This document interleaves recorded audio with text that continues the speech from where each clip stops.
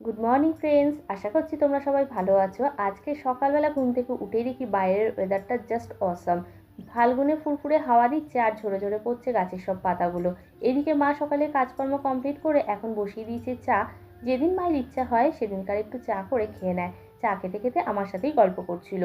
ততক্ষণে দিদি ঘুম থেকে উঠেও গেছে আর বিছানাপত্র গুছিয়ে এদিকে ঘরটা ঝাঁট দিয়ে নিচ্ছে। বাইরে হঠাৎই আওয়াজ শুনতে পেয়ে বাইরে গিয়ে দেখলাম চুলালায় কাকুটা এসেছে। জানি না তোমরা কতজন এই সম্পর্কে জানো, যারা জানো তারা নিশ্চয়ই বুঝতে পেরে গেছো।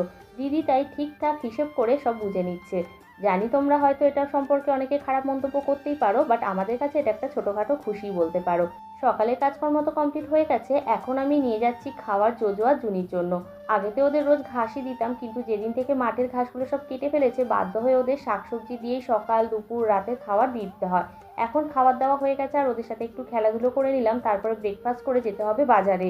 সকালের কাজকর্ম কমপ্লিট হয়ে গেছে, খাওয়া দাওয়াও কমপ্লিট হয়ে গেছে, এখন আমরা দুজনে রেডি হয়ে যাচ্ছি বাজারে। বাজার থেকে এসে আবার আমরা বসে গেছি এদিকে তরকারি সবজি কাটতে, কারণ সবজি যতক্ষণ না কেটে দেবো ততক্ষণ পর্যন্ত দিদি রান্নাটাও বসাতে পারবে না। এদিকে দিদি মাছ ভাজতে বসে গেছে, আজকে হবে মাছের ঝোল, তাও আবার সবজি দিয়ে। অনেকেই হয়তো ভাবতে পারো মাছের ঝোল আবার গাজর বিনস দিয়ে, আসলে কি বলতো, সবজি রান্না করলে আলাদাভাবে কেউ খেতেই যায় না, তাই মাছের ঝোল করলে তাতেই চেষ্টা করি সবজি দিয়ে করা, তাহলে সবজিটাও খাওয়া হয়ে যায়।